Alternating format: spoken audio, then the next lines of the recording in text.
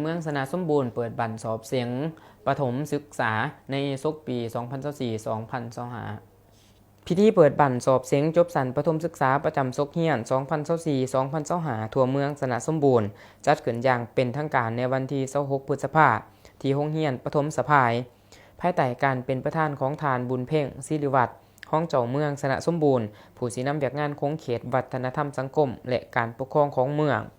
โดยมีทานสีทองสีอัมพรกรรมการพรรคเมืองหัวหน้าของการศึกษาธิการและกีฬาเมืองทานนิวรณ์วงศ์ศักดาผู้อำนวยการโรงเรียนปฐมสมบูรณ์สะพายประธานกลุ่มศึกษาที่หาสะพายพร้อมด้วยคณะอำนวยการโรงเรียนครูอาจารย์การจัดตั้งบ้านและนักเรียนสันปฐมปีที่หาเขาห่วม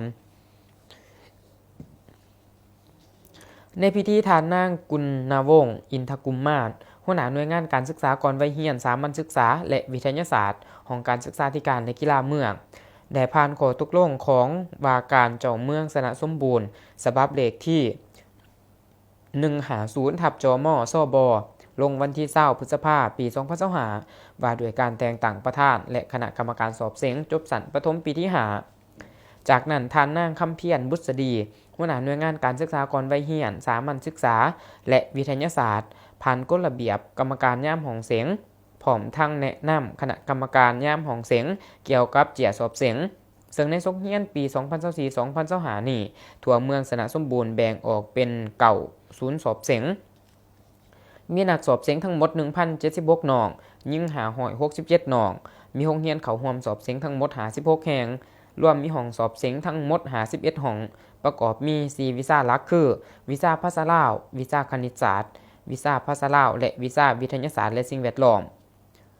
โดยเฉพาะอยู่ศูนย์สอบเสียงโรงเรียนประถมศึกษาสมบูรณ์สะพายประกอบมี7ห้องสอบเสียงและมีนักสอบเสียงทั้งหมด154หน่องยิง88หน่องและมีการสอบเสียงแม้นจะได้ดำเนินไปเป็นเวลา2วันจึงจะสำเร็จ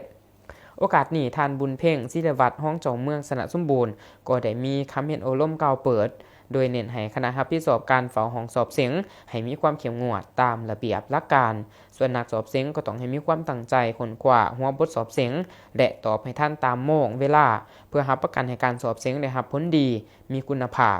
ตอนถ่ายท่านห้องเจ้าเมืองก็ได้ให้เกียรติเปิดหัวบทสอบเสียงจบสันประถมปีที่5ประจำศกเฮียน